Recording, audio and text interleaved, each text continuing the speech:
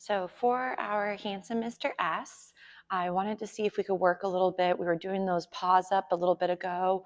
I want to see if he can feel comfortable trying a new target. So this would be, again, beneficial. It doesn't have to be so big. I don't have smaller cots. So ready? Stanley, come. Stanley says, oh, he's getting tired by the end of his day.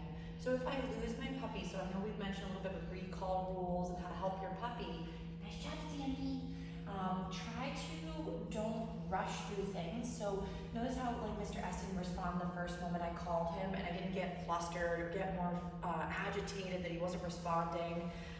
Sometimes it could just be your puppy. The only way they can say something is by not responding to a skill. So if let's say your puppy says, you know what, that's really hard for me, or I don't understand the skill that's required at this moment. There could be times where helping them through it, of course, is beneficial. So with Mr. S right now, I just want him to feel comfortable hopping up on the target. I did have a little chew available, but again, if he's not interested, no big deal. So he's just checking out the aromas. So for right now, again, we might get kind of, again, ready, Stanley? He says, hold on, Nate, I haven't smelled the cot yet. It smells amazing. So there are going to be times where, notice how with Mr. S, I was about to try to get his attention, have him hop off so we can hop back on.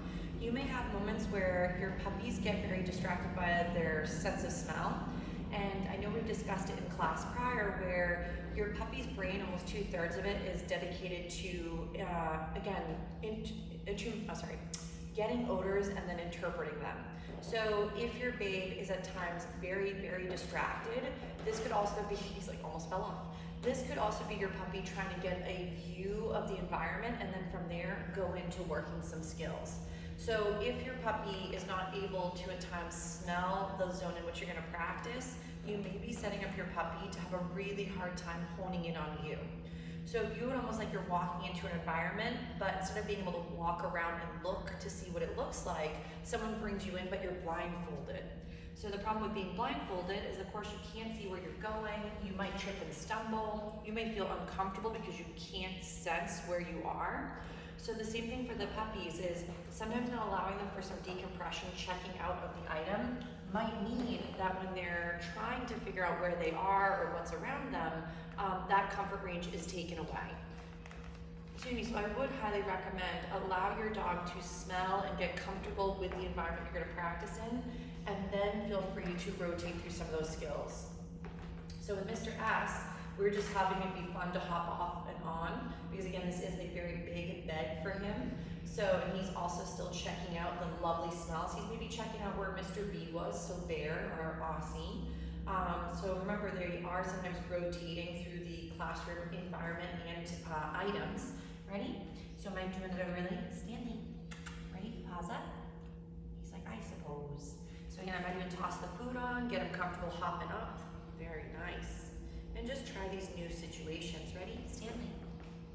Might see if I can get his little attention, get a little sit. He's like, I suppose. Nice job.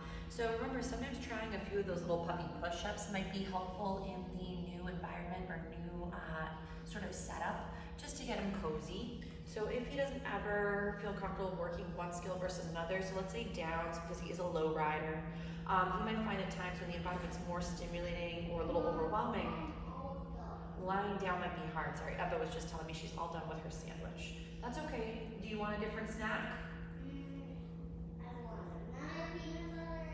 Okay.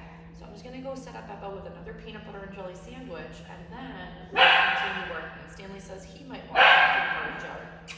Stanley says we should wrestle. So, but again, I'll get back to that other skill one more time. We'll see how Mr. S rocks it.